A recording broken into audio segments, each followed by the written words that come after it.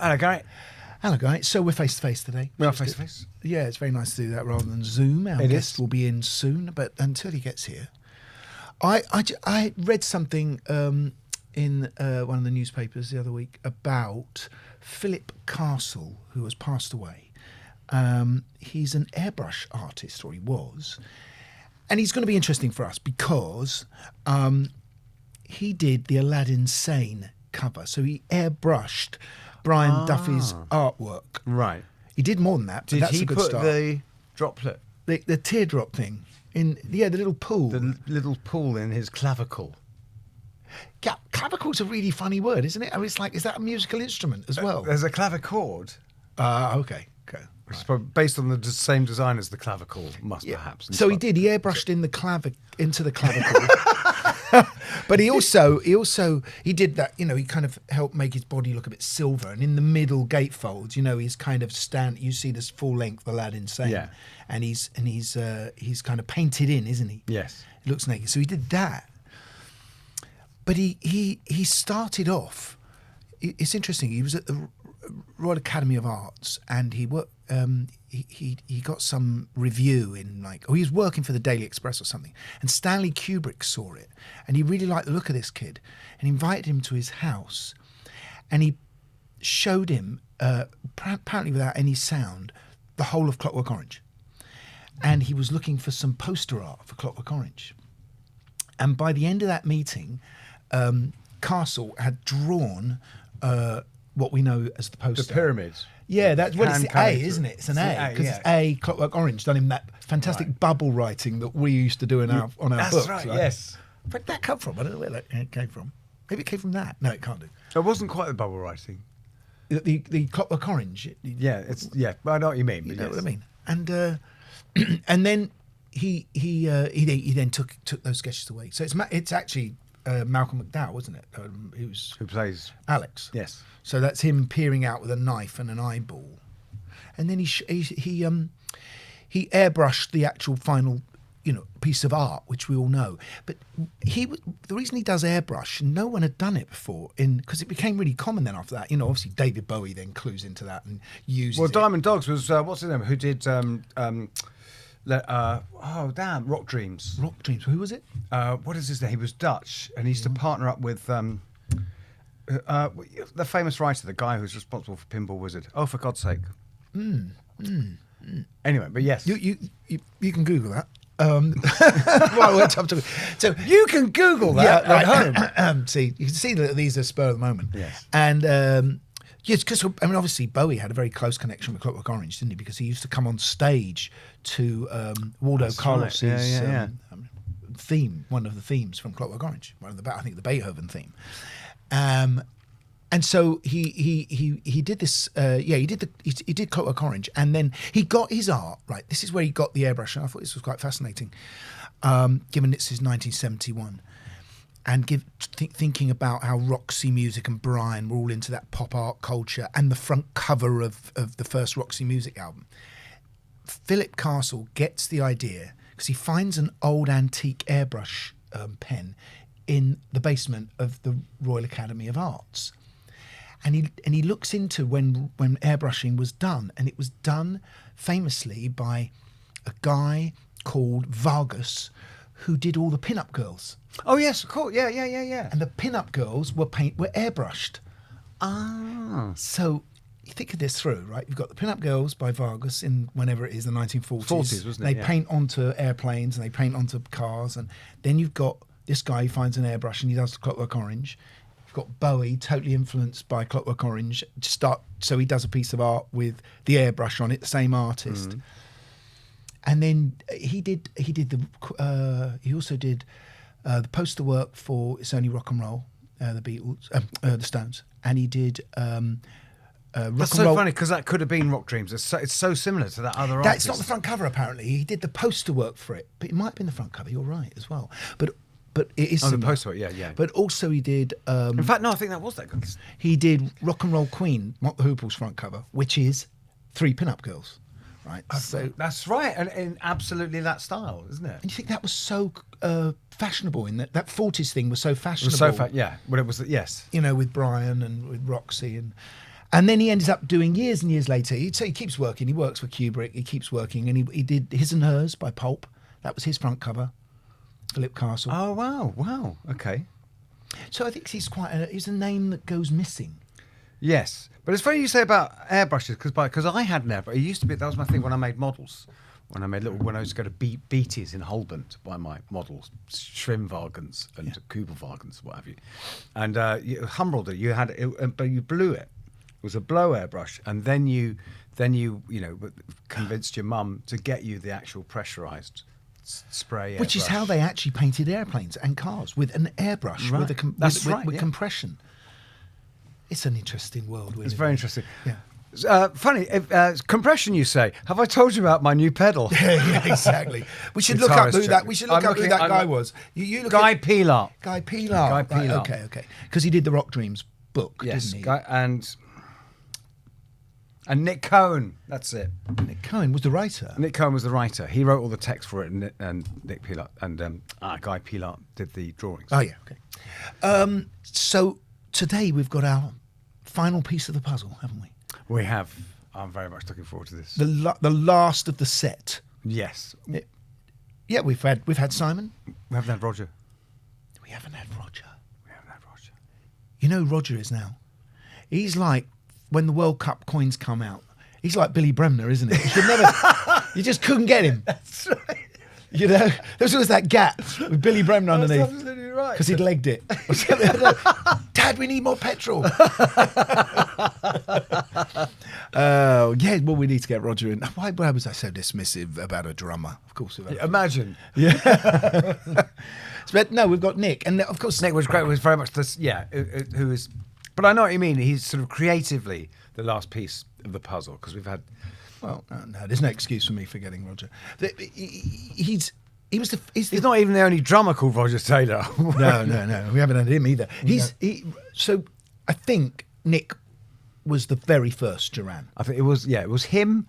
I think with Stephen Duffy. With Stephen Duffy, and then they met John, right? Yeah. And then Stephen Tintin Duffy was the first singer, and then obviously in the end, Simon comes along. We've had Simon, and he's very nice. He's on our intro still, I think. He is on our intro. It's fabulous. So he's got Arcadia to talk about. He's got Duran to talk about. He's got, oh my God, taking over America in the 80s. All that. But I'm so glad you said, because that's the thing. Do you know what? I listened to Arcadia this morning. It's great. I think it's a bit of an overlooked record. It's such an intro. Anyway, we'll save this for that because it's so interesting. What's the single? direction Election Day. Election Day. Re-election Day. Re-election Day. And of course, Duran have a new single coming out as well. They do. Something which has been mixed. And there's all sorts of mixes by DJs I've never heard of. No, of course. and the other thing is, we must talk about the fact that that Nick appeared at our first gig in Birmingham. When we'd just signed, and we went up to Birmingham to play, and he appeared and he found Steve Dagger in the crowd, and he said, "Could we support you tonight?" And Steve Dagger said, "You must be joking. We don't have any supports." And I went back to this guy's flat for a drink afterwards, loads of us all in this flat. It was actually one of the Barrows brothers, and I've told this story before, obviously. And I ended up talking to Nick, and he told me he had a band called Duran Duran. Let's get him on. Welcome to the Rockonteurs.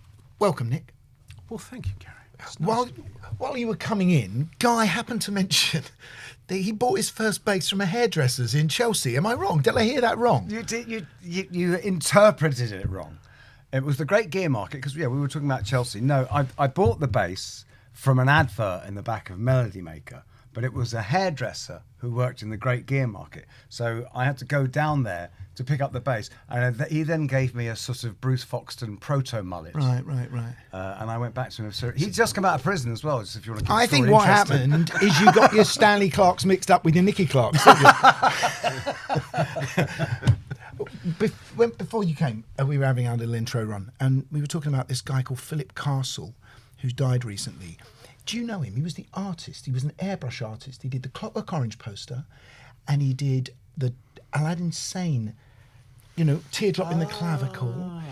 But did he do the airbrush painting on the Brian Duffy photo, or just the teardrop thing?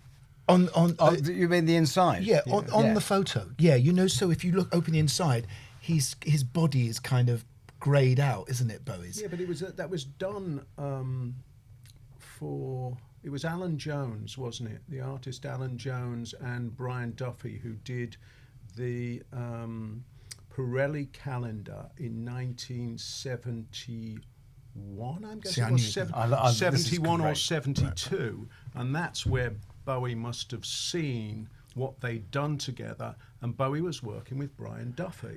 So that's how that came about. But Alan Jones was not involved with Aladdin. No, but the Pirelli calendar, because I'm talking about this guy called Philip Castle, who started off by doing the Clockwork Orange cover poster, famously.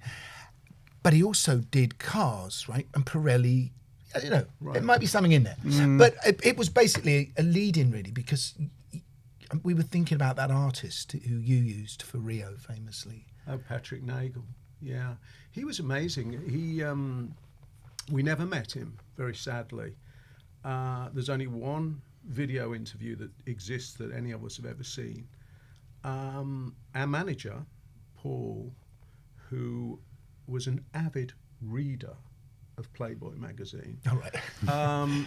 Don't think he ever looked at. There was a time when it was. Oh no! Political. You wanted a Gore Vidal interview? That's where you went. Oh, there you go. There you go. Good defence for him. But he brought the magazine to us and said, "Look, do you like these illustrations?" Because Nagel used to do all the early illustrations around then, the early 80s, late 70s, early 80s for Playboy, and they were very cool and of the time. So we contacted the artist, who was based in LA, and said, would you be up for doing our album cover? We'd only got the first album out, obviously. We weren't that known in America at the time. But he said, yeah, I'm up for it. And he sent us 2 images, the one that we used and another one with a girl with her legs up a little to the side, which ended up getting used by mistake for a Japanese single. Which I was thrilled about, but I don't know what the Japanese company were when they had to pay the bill. But yeah, he did that, and I don't think he ever did another album cover. But he died very, very young. Because in a way, it did set a bit of a tone, didn't it, for a look, which we all now just call 80s. Yeah, it was of the time. We chose well, but for sure, he had already started creating that look. Which is the sort of Grand Theft Auto graphic look, isn't it? Yeah, yeah. But I mean, I think it's also about the pin-up, isn't it? Because we were saying how Castle took his ideas from Vargas, who did the first pin-ups, right. And in a way, what you were doing was the same thing. It was like a supermodel version of a pin-up, wasn't it? Yeah, well, I'm always looking for that. But the that period, though, the way that graphics were merging. There was also a great magazine called Mode Avant-Garde, which I'm sure you remember, Gary. And all their covers were airbrushed. It was a Japanese artist that used to do a lot of that for them. And they were the most beautiful things. I was looking at some of them the other day and thought, wow, it still looks so modern. It's almost space age. It was just in that time, wasn't it? That sort of late 70s. Because, the thing is, you and I were, and lots of people that began happening in the 80s had very artistic. No, it's not, the pretensions is not the right word. Enthusiasms. No, I'd go with pretensions. Okay, I'm fine with that. Yeah, and how did you square that with not being in an indie band but being in a band that was super commercial? Was there? Well, when it started, though, I don't think when you made your first album, we made ours. I don't think that any of us thought. We might have hoped. But I don't know whether we thought, yep, we've done it now, as soon as we'd finished the record, that it was going to be the success that we were lucky enough to achieve. It was more about doing the best you could. And our first album had some songs on it. Planet Earth was a decent first hit. Second song we put out was a song called Careless Memories, which we thought our career was over because it only got to about number 38 or something. We thought, oh, that's it now. Right. Then Girls on Film came out third, and that did much better. But it could have gone any way at that time. Yeah. That is interesting, because you can imagine, because you could have a hit. I mean, in the late 90s, if you'd had a hit, then a 38, you probably would have been dropped. Oh, yeah, for sure. well, they have no patience now, do they? No. Record labels, to me, are actually, they're no different than people who make biscuits. I don't see any purpose for them whatsoever anymore. They're good for artists who have 200 million views on whatever it is, but they're not good for artists who are real artists who want to start out from nothing. Like EMI had Pink Floyd for a couple of years, a couple of albums, and didn't achieve much success, and they were burning through money, but they knew. They were smart enough, the A&R was right, and they let them develop, and then they released Dark Side of the Moon. Yeah. That wouldn't happen now, because No. no one would have the foresight to actually allow an artist to develop. But you were the kind of artist, probably, as we were, that knew exactly what you wanted. You didn't have dominant A&R men, did you? No. But also, to get back to your original point, I think what you were saying about having artistic pretensions or whatever, I would say that ultimately you guys, you're coming on the back of a generation of art school bands. It's like all your Roxy, but everything has been informed by visual art. Yeah, so completely. much, yeah. It was a badge of honour. But it seems to you, it was such an important part of the package with you. It was And all- I'd say quite rightly, because a lot of us were buying into. That's what we were buying into. No It wasn't doubt. just, you know. I've never bought an album to this date where I haven't liked something about the album cover. Can't do it. I just think, well, if you've got that so badly wrong, then I don't. Or you want to hear don't the care. music. Yeah, Yeah. exactly. But even when you did your first album, though, there must have been pressure from the record company to get your picture on. But your picture was extraordinary in itself, right? Well, it was on it, but we had control over things, which I'm, to this day, is the one thing I'm grateful for. We had terrible deals, like most people did at that time. They were robbing us blind, but we did have creative control. So we had final cut on everything, on the album artwork, who we wanted to work with, who was doing the videos. They were sometimes very helpful. If we said, oh, this guy Colin Thurston we'd like to produce our album, we knew we weren't going to get a really big producer. The other guy we wanted was Giorgio Moroder, but that wasn't really so easy to achieve.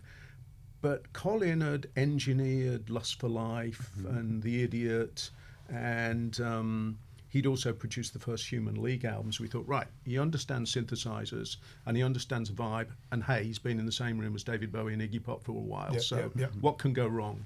And they bought into it. They were fine with it. But who you just described, those records you just mentioned, that was the playlist down in the Blitz Club. And that was also the playlist at the Rum Run, right? Of course. There wasn't anything better, was there? We're going to have to approach No, this. I want to. No, of course, and I can't wait. No, I mean, we'll go back even further later. But I mean, talking about those two clubs, they were. What's the day trip? I love this. We had a day trip, obviously, where we all went up to the botanical gardens. I know, we came to see you. You came, and all I remember is we'd got up there earlier to a sound check, but then this coach load of kids from the Blitz all sort of came up, and by the time they arrived in Birmingham, they were completely wrecked. And they stepped off the coach, and then the Birmingham crowd stepped over to look at them, and it was like this sort of, high noon kind of moment between West Side Story. West Side Story, Faye West Side Story. Exactly. With handbags. Yeah, we're having. And were you one of those? No, we didn't travel in packs so much at that point. We loved everybody at the club. We knew them all, first name terms, most of them anyway, because it was a very small community. But at the same time, we were already by then that would have been about 1980, 81, wouldn't it? Around 80. there. Yeah, so by then we were really quite deep into rehearsals. Everything we did every day was about the band. And we didn't sort of go to everything that everybody came to, but we did come to the show. I won't ask your opinion. It was an No, event. tell them It was an event. how overt the influence was. No, you know 'Cause there what? were- Actually, it's we walked out of there thinking, thank God they're a bit different to us. Right. Because there was only so much airspace at that time. And once we'd all got labelled, I think it was futurists first and That's then right, new yeah. romantics. Yeah. But I hated labels even then, and I thought this isn't good, because once we're labelled, we're going to go out of fashion really quickly. And I thought, Spandau beat us to it. Their single came out first. You were on Top of the Pops first. Oh, God, this is going to be the same thing we're doing, isn't it? And when we came, we were probably slightly more rock than you were at that Well, I think point. Andy sort of stuck out in that. For sure. And we were merging slightly different things. We were using sequencers, which you weren't really using as much. You were more dance stuff, a bit more funk in yours than in some of our elements. And so we walked out, I think, relieved, but we enjoyed it. It was, as you say, it was an event. You picked an interesting place to play. Yeah. People now, again, I always look to go and see younger artists when they're coming here, but I guess there are only so many venues. But we used to go out the way. You played on that ship as well, didn't you? HMS Belfast. But I think I met you that night, Nick, because I think we went back to Paul's house, Burroughs. Burroughs. And I'm sure and I have a strong memory of talking to someone who told me they had a band. Oh, well, there you go. And it would have been, and I think... We were probably in stealth mode. But you don't remember going to that drinks afterwards? I don't know, but it's entirely possible. No, yeah, absolutely. Should we go right back then? Yeah. Yeah. Can you go back further than well, that? I want to. Yeah, because really, it's about you as a kid and knowing what you and what turned you on and how you ended up, finding a keyboard. Well, it was. Well, I don't want to tell it for you, but it was because there was a connection with a certain someone in Manchester, wasn't there, through the New York Dolls? Morrissey? Yeah. We didn't really have any connection with him. I don't think you had a personal connection with him. He ran the New York Dolls fan club, and John and I were big New York Dolls fans, and you couldn't find anything on the New York Dolls. So I think John probably wrote to get something from him, but no, we didn't really know him. But it's interesting to me, looking back at the period when we were coming up, how different everybody was. Yeah, there's a few years gap in it, but if you think your band, my band, ahead of us, Susie and the Banshees, The Cure, The Clash, still around. Obviously, the Pistols were pretty much gone by then. And then you look at the other artists that came out, the Smiths, Madonna, Prince, In Excess, and how radically different everyody sounded. Yeah. And in the middle of that, you've missed Two-Tone as well. Yeah, there was lots of other types of music going on too. But I think the reason for that is because we were as kids. I don't know about you, but certainly for me, I was into so many different kinds of music. Yeah. I was equally as into Chic as I was into punk and Bowie. Right. And somehow Bowie did align them, because he went, he made Young Americans. Yeah. And we went, oh, right, now soul's cool, right? Exactly. So I think you could go down, you could do dance as well as... Well, we were very lucky, weren't we, to grow up in a period that everything had exploded and splattered all over everywhere. Everywhere you looked, you'd see something completely different. I was talking to someone the other day who mentioned the New York Dolls playing Bieber. When they came out and played Bieber. Yes. And it was like, was that the beginning? Well, and Iggy Pop playing La Scala, was it, that he played? That was mid-70s, wasn't it? Iggy was probably 72, 73, and the New York Dolls, I'm guessing, was probably 74. 74. Yeah, so you still go back to Ziggy, right, in the end? Yeah, well, Top of the Pops. It was Starman on Top of the Pops, wasn't it? It was the moment, really, when... Dylan Jones even wrote the book about it, didn't he? About that one incident of us all sitting there in our living rooms watching that. And it's funny looking at it now because, of course, it's still great, but David feels very authentic and the rest of them feel slightly uncomfortable in their in their outfits, don't they, or their platform shoes. It was and it only got more extreme when it spread down to the people trying to cling on to the glam rock tales with the sweet and mud and of course, and the unmentionable guy called Gary, unfortunately. Moving on. Can I just drop one little thing in here? Sorry, one little bit of credit, because with everything going back to the New York Dolls, that the first professional gig I ever had, age 18 was I played for Sylvain Sylvain. Did you? I was in his band. Yeah, he took me to Paris and And you Stockholm. survived it? I survived. Well, it was with his wife, his Puerto Rican wife, who played drums with timbales for tom-toms. It was amazing, and we did all these New York Dolls songs and Rick James songs and stuff as well. But a lot of interesting things came out of it. Johnny Thunders, I love Johnny Thunders' Heartbreakers. Yeah, of course, yeah. And I saw Johnny Thunders quite a few times at Birmingham Barbarella's and Rebecca's, which were tiny places. Rebecca's really tiny, not much bigger than this room. What a great band that was. I mean, I saw them a fun. few times, yeah. But the one I really remember was seeing him in London when he played with Peter Perrett.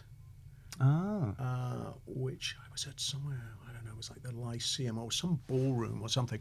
But who was Peter Perrett? Peter The Perrett only was ones. the only Oh, ones, the only yes, ones, of course, yeah, who yeah. I also used to love. Another I think Girl, their- Another He was Planet. brilliant. Yeah, I think their first couple of albums are quite underrated. He's still around, isn't he? Yes. He's still doing stuff, Yeah, isn't he? I know. apparently so. I met someone who was working with him a while ago. Yeah. He is a great lyricist, and obviously they were plagued by certain problems. But Clue in Another Girl, Another Planet, I guess, if you listen to the lyric carefully.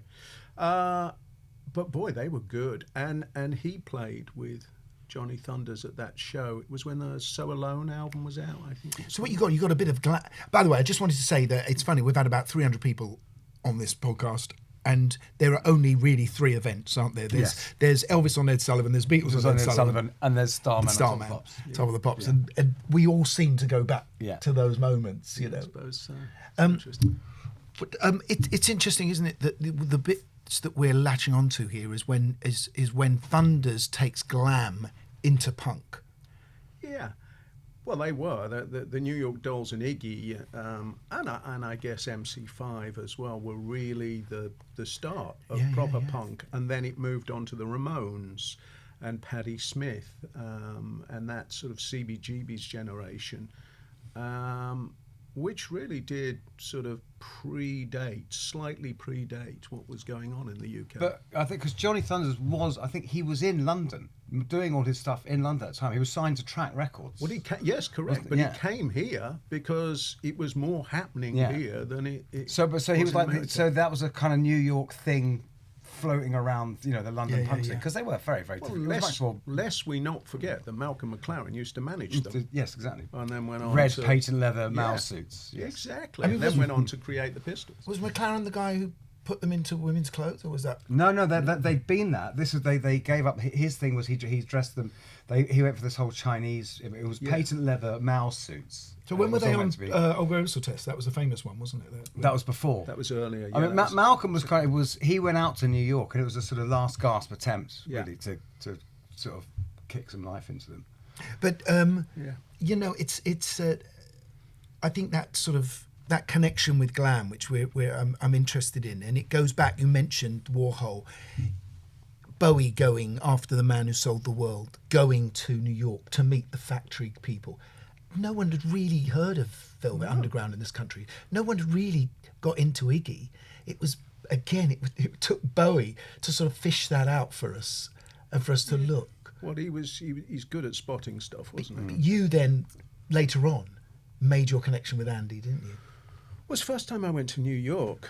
The A&R lady, a lady called Doreen D'Agostino, who quickly became known as Doreen. She was great. I loved her. I mean, she was slightly out of Spinal Tap, but with a big heart. And she said, "What do you guys want to do when you're in New York?" So me, being a cocky kid from Birmingham, said, "Well, I'd like to go up the Empire State Building and meet Andy Warhol, please." I didn't even think for 1 second that she'd take me seriously. She just laughed and went, "Oh, okay then." And the next day, she called me up in my room. She said, "Right, I need you down at noon." I said, "What do you mean? It's my day off. I want to go and have a wander around." She said, "You told me you want to go up the Empire State Building and meet Andy Warhol. So we're going up the Empire State Building, and then we're going to the factory for lunch." And I thought she was joking. And she wasn't. And we went, and it was great. It was surreal. Describe it. Well, it was surreal because we walked in and Andy came over and said hi, and We were young kids, obviously, all dressed up and made up, coming out of a different look than he'd seen before. So he was quite excited about that and wanted to know about everything we were doing. And we were just looking around thinking, oh, yeah, there's Ingrid. Oh, those are the things he's working on. Now he's working on the dollar signs. So they were all over the floor. And then I met Fred Hughes, who was Andy's business partner, and it was surreal. It was like being on a movie set. And we had lunch, a panelled room with some kind of moose on the wall or something.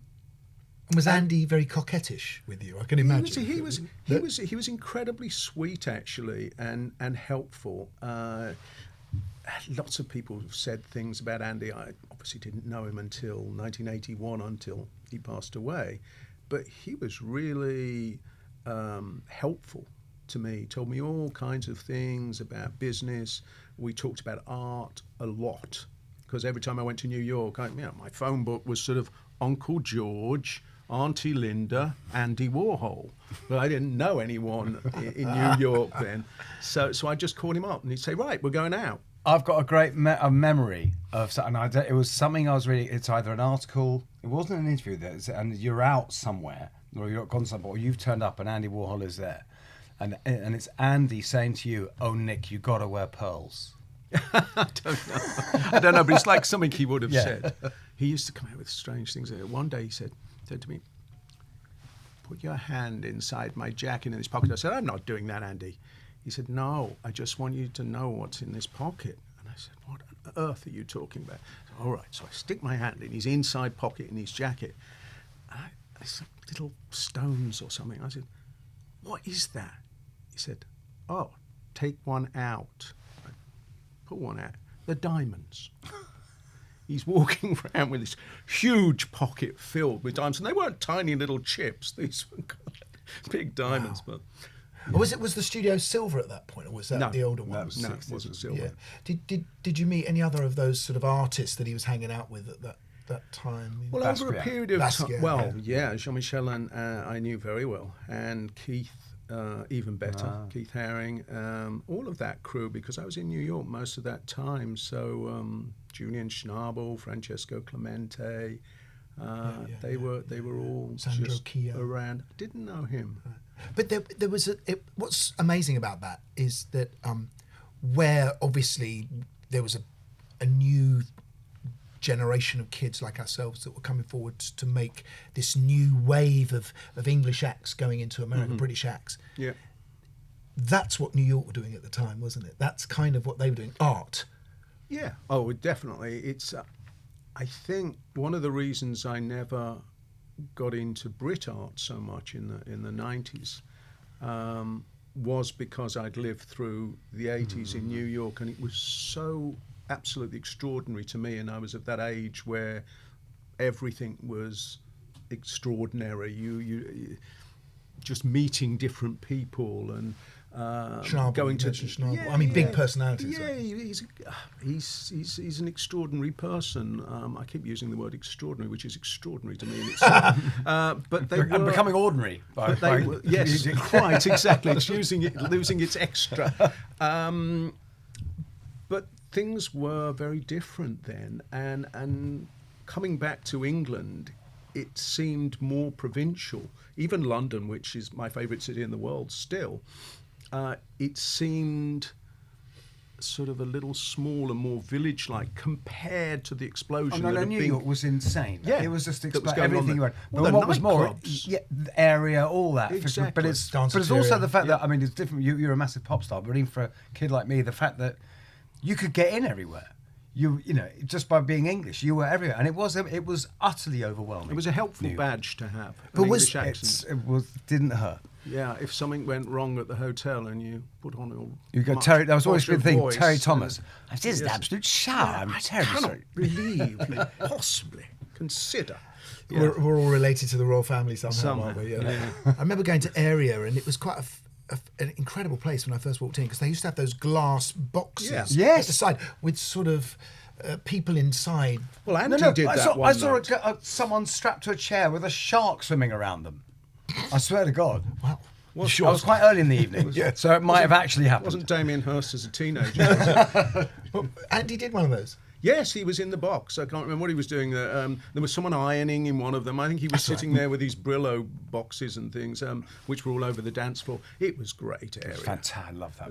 Well, a lot of them. Palladium was fantastic too, which was the one that had all the paintings behind the bar, which must have been, I don't know, 30 meters. No, maybe I'm exaggerating. 20 meters long. Yeah.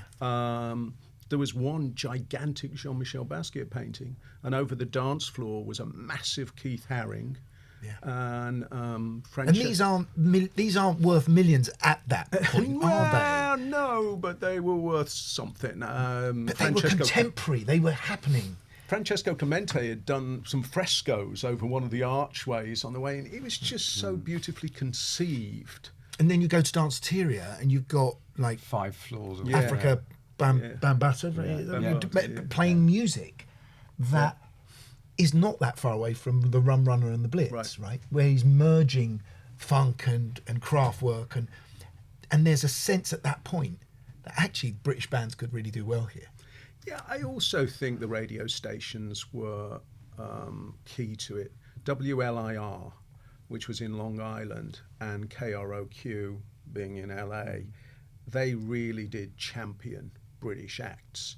There was a bunch of us there, obviously. Billy Idol, don't forget, was there. First time I went to New York, I think I bumped into Billy Idol in the Limelight. Yeah, and Billy was one of the ones that broke through and did really, really well in America. And there was U2. The Cure was still breaking at that point in America. So it was a strange landscape. The door was already open. Yeah, I think they were ready. They'd been listening to all those bands named after states and cities, which I'm not going to mention them all. But, you know, Boston, Chicago, exactly. Black Oak, Arkansas, Birmingham. Why was there never that? You know, and all signed record labels named after states and cities. Exactly. Yeah. So something had to give because it was really the same old thing, and every time you turn on the radio, it was almost impossible not to hear Born to Run or Stairway to Heaven. And so I felt there was room for something. There was no music for younger people, really. Not really, unless they like that. And then along comes MTV as well. But we were already making videos before MTV happened. Yeah. Was videos the way you could express yourself as an artist?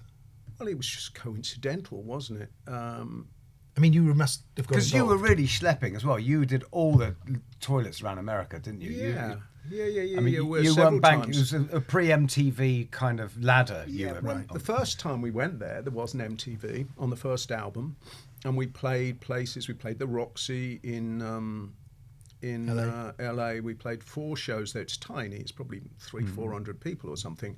But as we always say, the first show was always slower than the second show for some reason. I think it was probably Andy's doing. But they were great to do because it was exciting and new for us. We had a foot in the door, but it really was more like a toe than a foot. And what album was this on the first album? On the first album, yeah. But we went back and forth all over America. Then we went back and forth over America again with the Rio album, and it started to grow a little. We could play to an extra few hundred people in places. And we left there thinking, missed it again. And as we got back to London, they said Hungry Like the Wolves entered the chart in America. We were speechless because we didn't think we started to crack the chart yet there. But I think that was MTV's help also, because we could see it spiking and in certain certain states, because I remember New York not having MTV. No, it was California in New Jersey. did. It was New Jersey, I think, and maybe somewhere in Florida and maybe somewhere in California or Texas. They were strange sort of cities they were trying it out in, but actually was based in Manhattan. Do you know, I actually think that we had more association, funnily enough, even though New York we've been talking about for the last 20 minutes. But I think our kind of style suited the West Coast because the Beach Boys. There was an aspiration for for clothes and dressing up, and we were making music for teenagers in many ways. I've always personally connected with New York much more still. But K-Rock was massive. K-Rock coming was. out of LA. I always have such a great time in LA. I've got so many friends there, but my heart stays in New York. New York is the Velvet Underground. It's Warhol. It's the Empire State Building. It's the Chrysler Building. It's Sure. It's Woody Allen, for whatever it's worth. I mean, that's another name that people don't like to mention anymore. But boy, he made some great movies. What about the videos though? Because I mean, it was important for you. And I remember when Girls on Film comes out, and we're starting. Then you meet Russell Mulcahy, and we're starting to crank it up. Russell did the first one. Russell did Planet Earth. Did he? We did it on video. We filmed it in St. John's Wood on video. And I think that was really at the heart of why video was possible. Because if you look back and we go, well, what were really the first videos? I guess it was the Beatles, maybe Strawberry Fields, things like that. That's right, Penny Lane, Strawberry Fields, Yeah. And We Love You, the Stones. Yes. Yes, well, five trivia points for that one, actually. That's a good one. But in a way, All You Need Is Love, that live satellite TV moment made We Love You happen. You can go. Yeah, no, but that's still a performance. Yeah, they actually We Love did You is a not a video performance. for it. It's actually A video. Yeah. And then obviously Bohemian Rhapsody, but it was expensive. Making videos, making films. I mean, Beatles probably, hopefully had that budget. I don't remember. Did the record companies ask us to make videos, or were we going in saying we want to make videos? Well, at the first point when we did Planet Earth, they'd asked us. The way it came about was, for some reason, we'd taken off in Australia with Planet Earth. It was all over the radio there, and they said, well, can you come and tour there? And we said, well, no, we can't, because we've got all these other dates in America or wherever it was. I said, well, then we have to make a video because they want to see what you look like, and they need something now. So we were sort of rushed off as who's going to do it. This guy called Russell, who had done some cool things. I don't know, had he done Vienna? Was that Russell's? He did do Vienna. Yeah. And so, which in itself was a great video at that time. Yeah, I mean, strongly also done by, Midge had a big influence on it. I'm sure. But so we said, yeah, okay, let's do this. We didn't really even know what it was, and we just turned up with our outfits and a few of our friends from the Rum Runner and said, right. And Russell really knew how to make something. And he was filming through this glass plate, which had the hand-painted sort of ice platform, whatever it is, on there. And I was looking at it and, okay, it's clever how you're doing that. And we didn't know what it was going to look like, really. So when it all turned out, we thought, okay, this is something we can do something with. And the label were happy to pay from that one cost nothing because it was all filmed on video. Yeah. But we went straight to film, of course. So it didn't matter that we had video and we could have all made them a lot cheaper. The next one, Careless Memories, we did with the guys from ID. Was it Perry Haynes? Perry Haynes, He was involved. He was a with Blitz kid, big Blitz kid. Yeah, one of our guys. Well, he came over to our side. He did. He came over to side. he managed King. He managed. Did he? Later, yeah. And he started off. So he had that club, Dial 9 for Dolphin. That's right. And it started off. He had a magazine.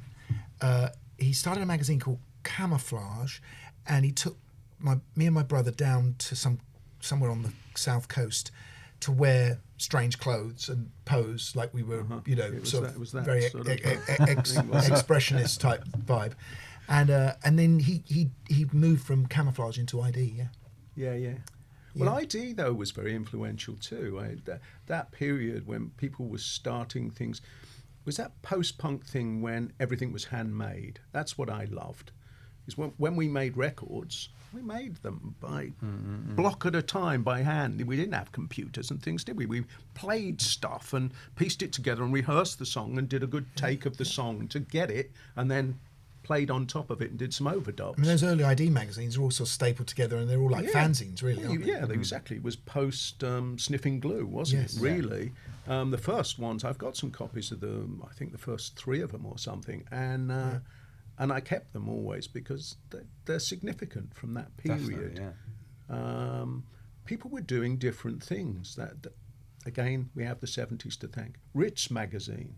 Of course, in the David 70s. Bailey's. David Bailey and John Swinnell used to shoot for it, and Duffy used to shoot for Remind me of all that. those Yes. people.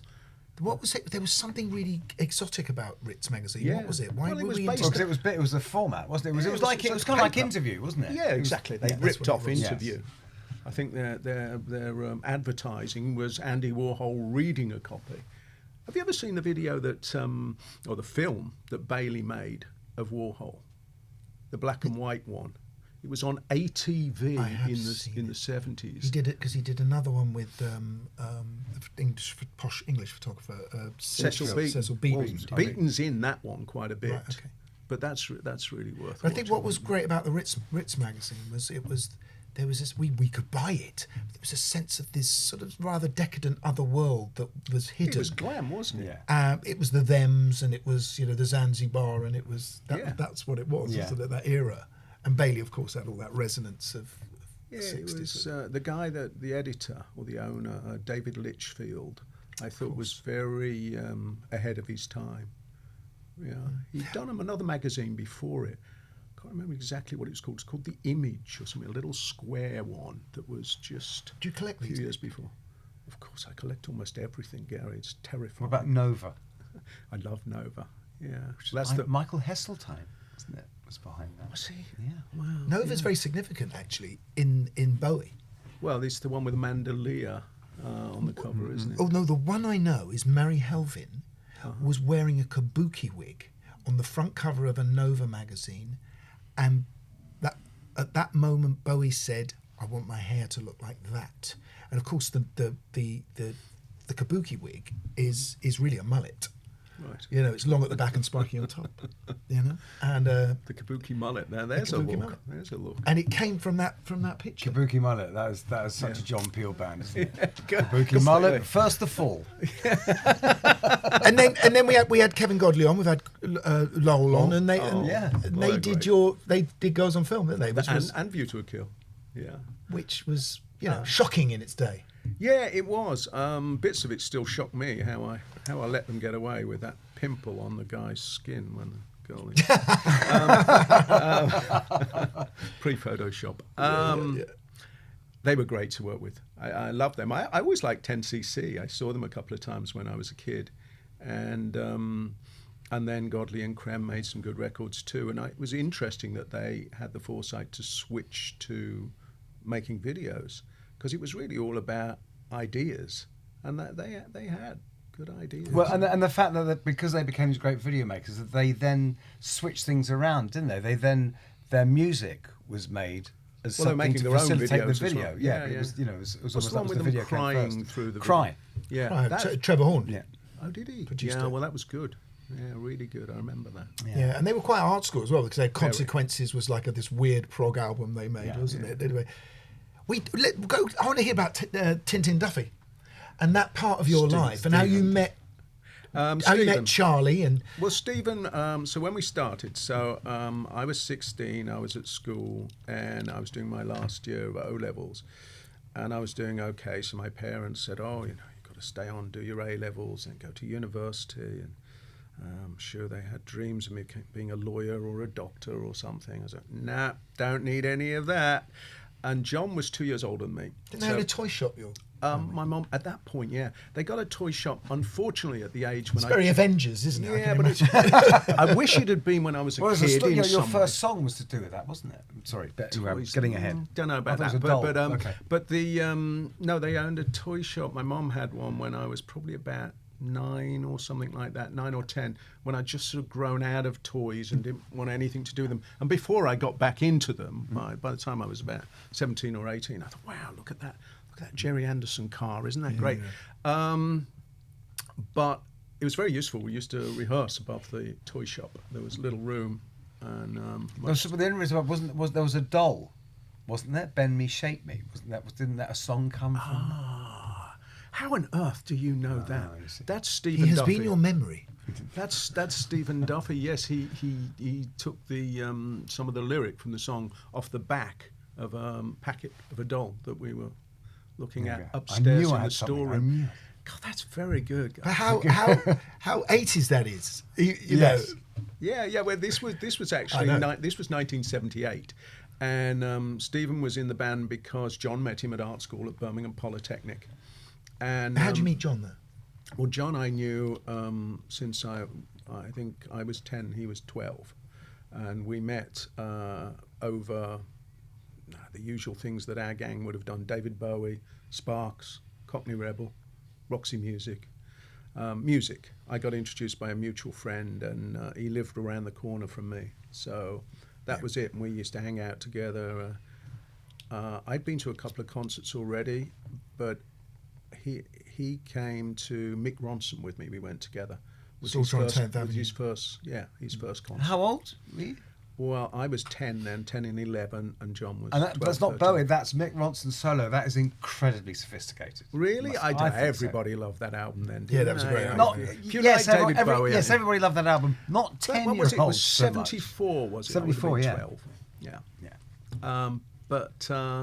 But yeah, so John and I became music obsessive pals and hung out together and did everything together. And we used to go to shows and go backstage, or not backstage, behind the building and look at the trucks and go, okay, so there's 3 trucks. So we counted how many lights there were and how big the PA was and what was...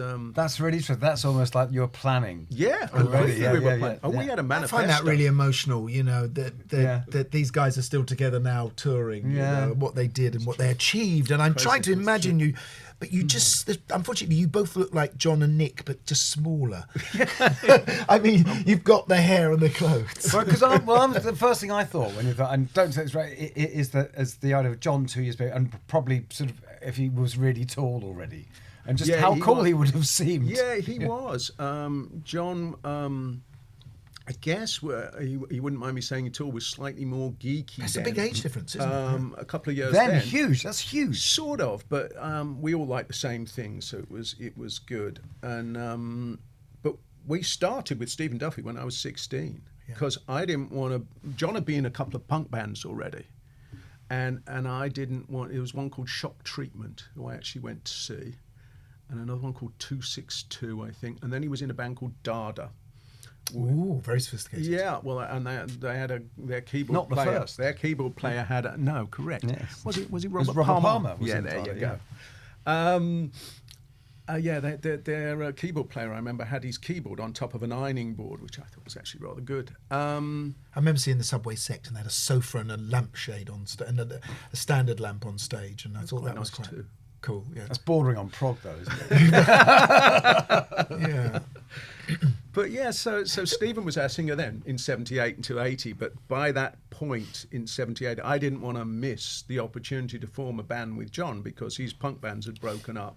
And so we formed Duran Duran. But why not with Stephen? What happened? Well, it was with Stephen then because Stephen was at his art college. And Stephen was actually pretty damn good. He got all these... Charismatic? Yeah, and he got these books filled with lyrics and they were all in order and...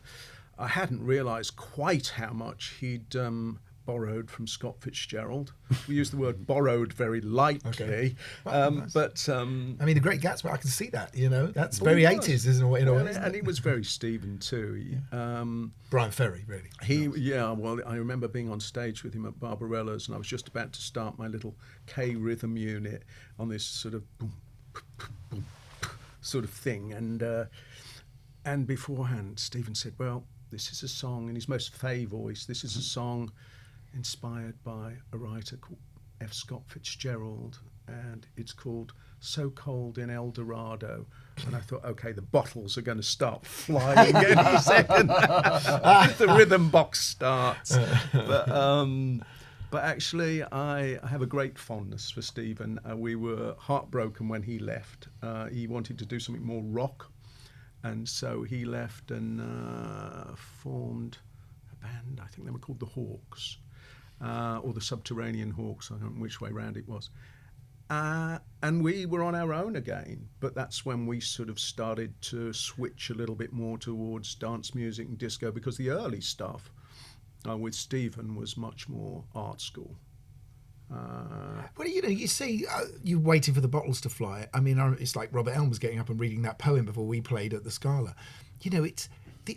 There were kids out there who wanted a certain amount of pretension. They wanted another world. We were supporting, so I think we were supporting Fashion actually, who had a coolish audience. But yeah, it wasn't our gig, and we were the support. So how did Simon come along? Simon came along. We met him through a waitress in a cocktail bar. It was actually she was working at the Rum Runner, and she used to see us rehearsing every day. And we knew her, Fiona. And she said, I've got a friend, he's just like you guys, and don't you need a singer? I think she was just fed up of hearing all this music and no vocals. And we said, sure, send him down. And Simon arrived with these sort of pink leopard skin trousers on, and he had a lyric book. That was what I was really interested in. And he said his name was Simon Le Bon. And we thought, no, he's made that up. It's too good. I always thought he made it up. It's literally literally too good. Yes. They're good. Anyway, he hadn't, and he came, sat with us, and we wrote a song that day with him called Sound of Thunder. It was our first one. And we knew that was it, because when we could hear how he could sing, we thought, oh, okay. Even better, you've got lyrics, you look good, and you can sing. Done. So that was it.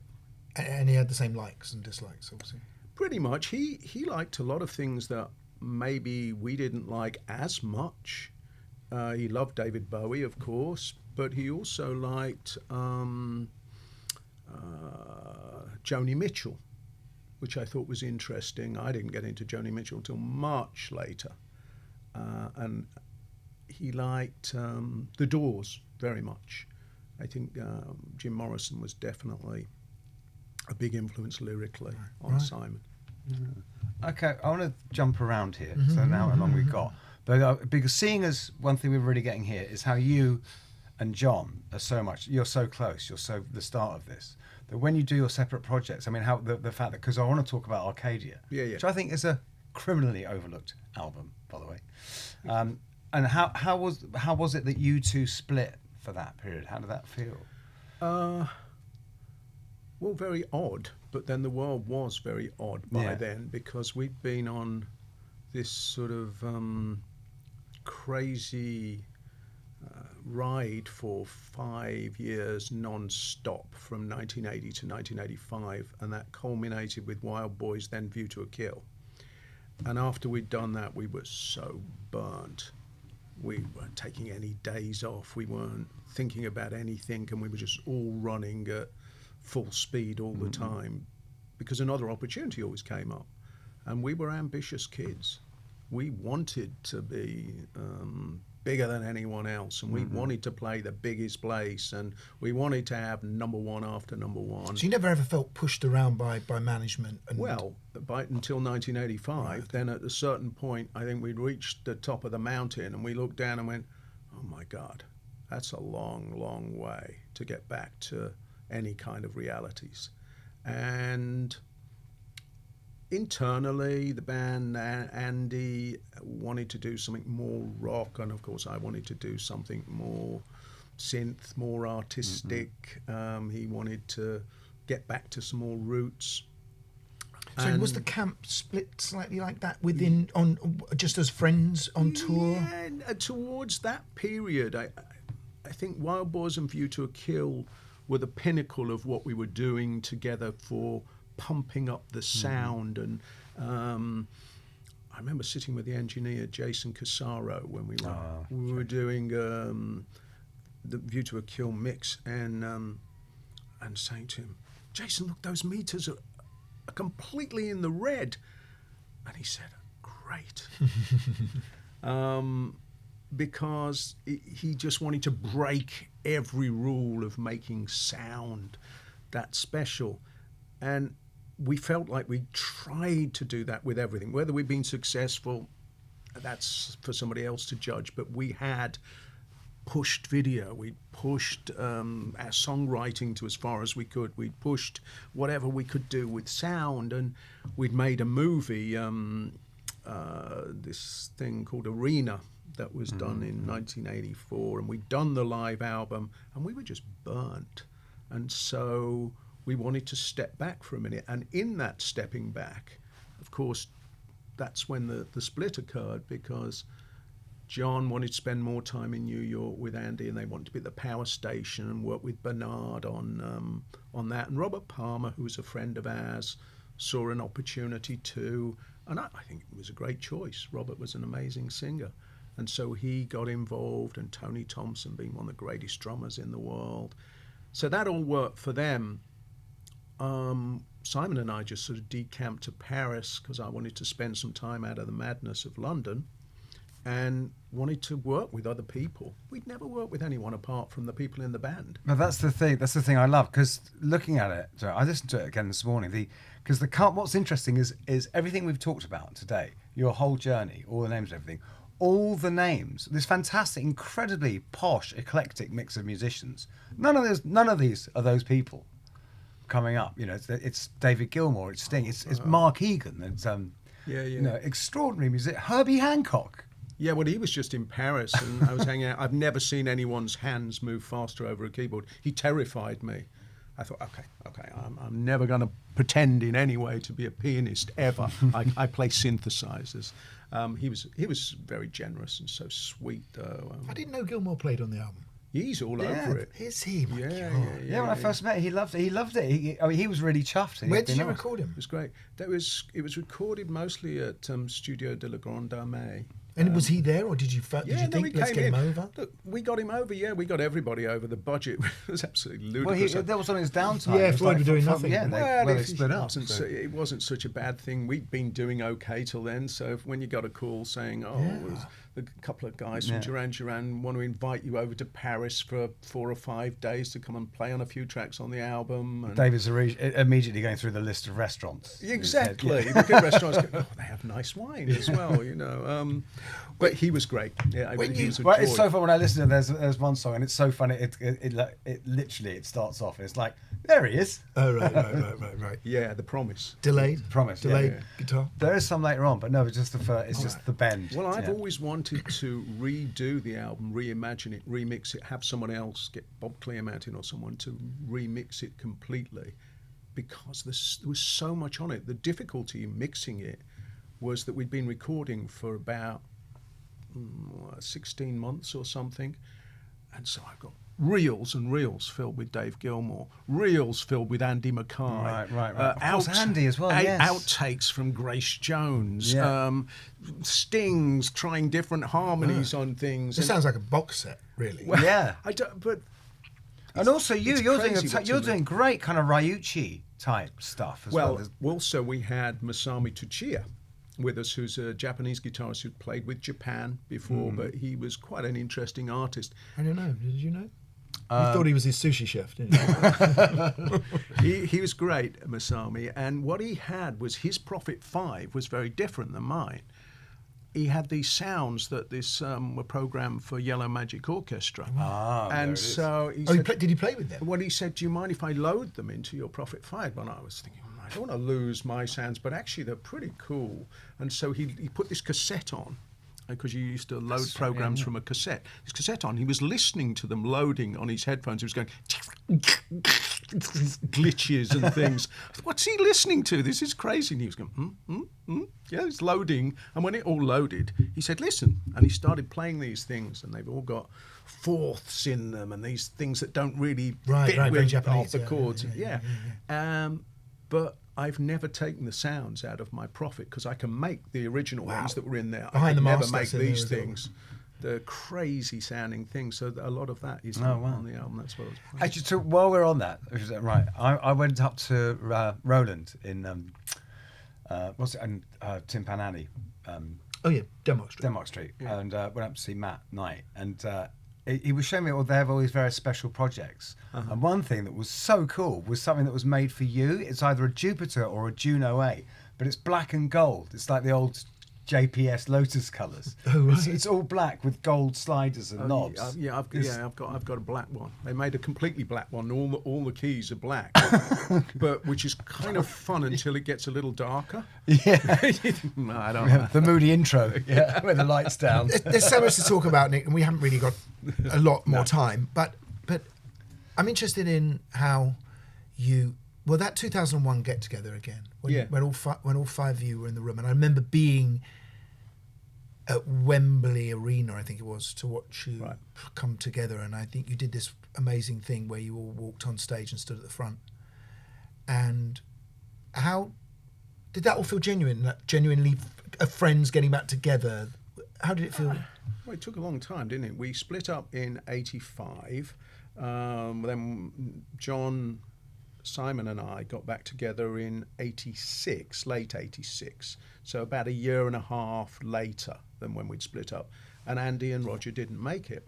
Roger because he had a lot of personal issues he wanted to deal with, and Andy because he was on some slightly megalomaniac LA rule the world thing, and his solo album and everything.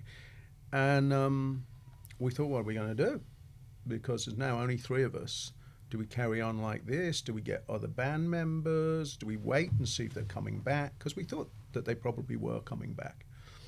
Anyway, then it all unfolded. We got Nile to play on the album. We got Steve Ferroni, who's an amazing drummer too. And we made Notorious, and that went pretty well, and carried on thinking, what are we doing? And then a couple of years later, you realise, well, it's already the end of the 80s, and no, we're not getting back together right now. And of course, there's a whole other scene happening now, isn't there? There's rave is happening. And then there's the beginnings of grunge. Yeah.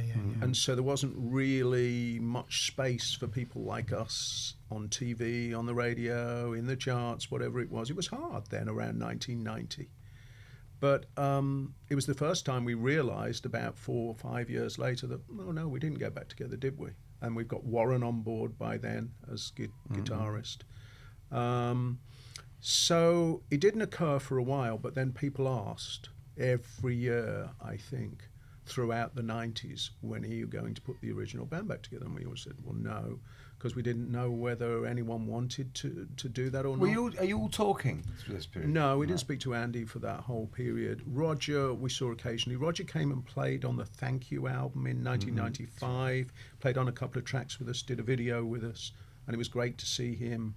And then I don't really know why we didn't connect more and take Roger back on board then. Maybe he wasn't ready, maybe we weren't, I don't know. But by the time it got to about 2000, and John had left, John had gone to LA and was doing his own thing there. It's very hard to keep a band together, isn't it? It is. The band is more together, I think, in an audience's mind than in the actual members of the band.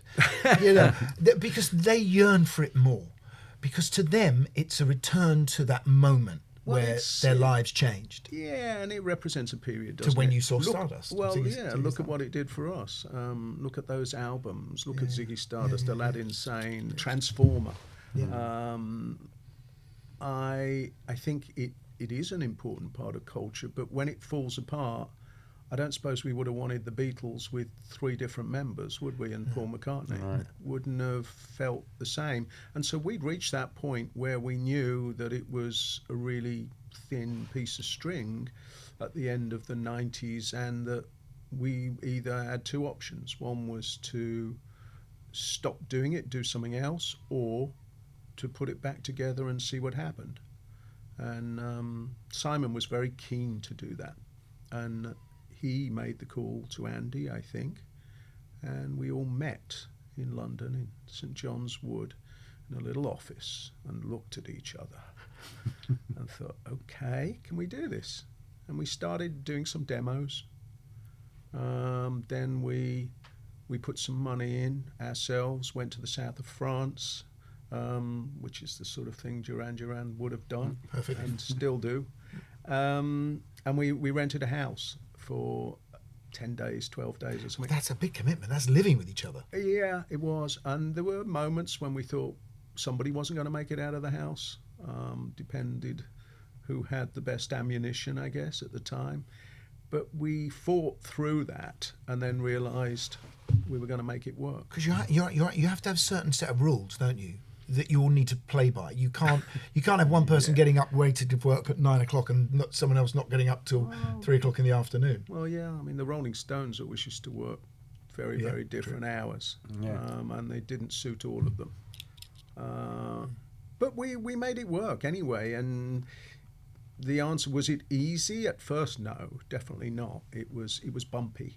Did you have an overseer? Did you have a producer or anything? Was it just not at the beginning. We just went in and wrote, because that's what we'd always done. But then we did get some different people in,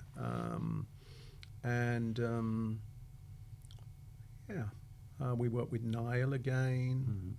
But you guys managed to survive, even though Andy went then, and that didn't hold itself together.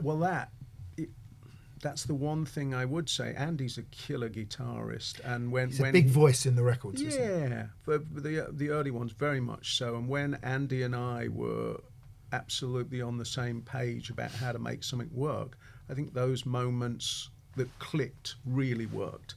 But not having Andy in the band is much easier on many levels.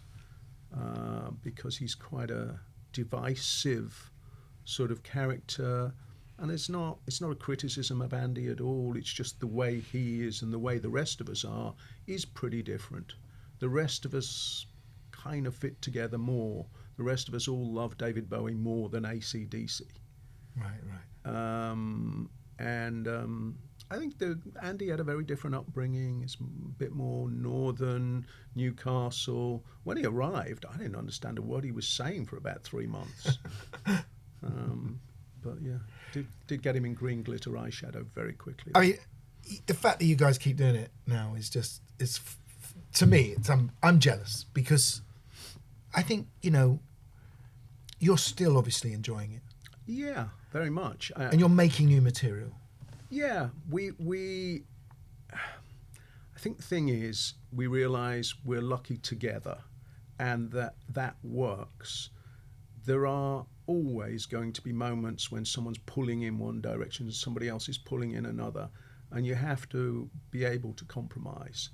Because if you don't want to compromise, you know that full well from all the things you've done, both of you.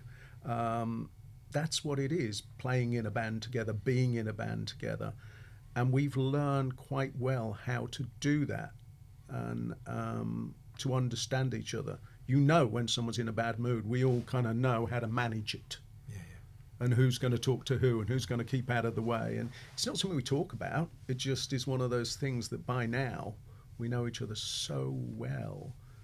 It's a crazy amount of time. But also, I think it's like you're always still looking for new boxes to tick, aren't you? That's the thing. Definitely. Yeah. That's what's fun for me. Yeah. See, I've always loved technology, so we have a lot of technology firsts. When everyone else was screaming about how awful AI is, I thought, no, I want to make an AI video. So we made the first ever one. And it was the weirdest thing to do, because you couldn't control the AI then. This is Did you all have 7 fingers? Well, yeah, but it was weirder than that. One day, it just started making dogs. They were saying, when's it going to stop making dogs? They said, don't know. It's just picked up. We realised it was some algorithm from stuff it had picked up online. It's hungry like the wolf, I think. Because there's so many. Well, there wasn't even a wolf in there. It was more like Dr. Zeus. There was dogs with sort of giraffe necks and dots all over them and things. But you have to talk about the new single. About what? The new single. When's it coming out? Oh, Free to Love. Free to Love. Yeah, in a minute. I think the end of April. It's a song we did when we were working with Nile Rodgers here in London. We were doing a song for our Halloween project called Black Moonlight, and we had a jam alongside that one that never made it to the Halloween album because it was far too sort of summery and groovy for Halloween. And a few months later, I was in the studio and I got it out and said, let's have a listen to this thing, and started piecing it together and sent it out to everyone saying, I think we should work on this. And that's what became Free to Love. It's only one song. We haven't put together a load of things to go with it, because you have to find an increasing amount of time to make whole albums now. And I think people do just drop songs. Don't they? Yeah, it's not exactly. It's not such it's a not the you're format not anymore. buying an album No. anymore. And so- also, it means when it's another way of people realizing you're going back out on the road and you have something new, and you're still, creative Exactly. force. You are playing as well this summer, aren't you? We are. Yeah, we're doing some shows. When's this going out? This Sunday. I don't know whether it will be announced yet. Okay. Well, But they if it- might be playing. No, we definitely are. We're definitely doing. I mean, if you can edit. Don't say it. Don't say it. Oh, okay. Yeah, no, I won't. it's going out. It's but, a big Don't tempt us. there's going to be a big one. Ooh. So keep an eye on your website and your not website. What am I talking about? Am I living in MySpace world? But I think in a minute there's an announcement coming out for sure, because we've definitely okayed it all now for a big London show that we're super excited Fantastic. And you're in the Rock and Roll Hall of Fame. Congratulations. Yes. about. Yeah. I'm not was sure that? what they all do and everything, but it was fun. They were very nice to us. Who did? I Andy voted didn't for come. The what? I voted for you. Did you? Oh, thank you. That's probably what got us in. It only takes Only one one in it. person Yeah. to tip the vote. You're in the academy. I am. Why are you in the academy? I don't know. Out of interest. Why aren't I in? I don't think academy? any of us know.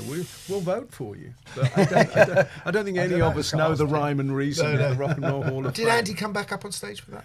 No, Andy was invited. We invited him to play with us. We thought it was the right thing to do, and actually we were all looking forward to it. But very sadly, he got sick. Oh, that's right. He has prostate No, cancer. but that's what saved him.